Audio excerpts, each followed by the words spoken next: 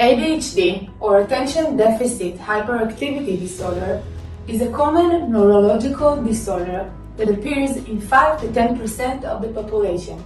ADHD is defined by different levels of brain overactivity, such as lack of focus, overfocus, recklessness, and more.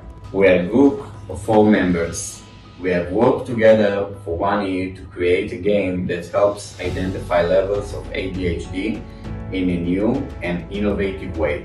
As half of our team is coping with ADHD on a daily basis, we realize that the existing computerized tests, such as TOVA and MOXO, are outdated.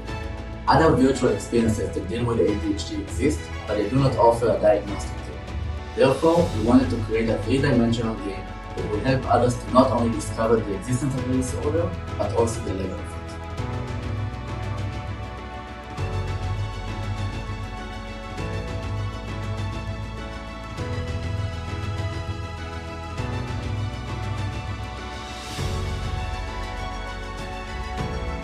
Using VR technology, we managed to create an interactive experience that stimulates all the subject senses.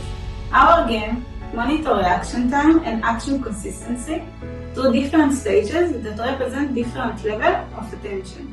This allows us to track focus, impulsivity, and hyperactivity.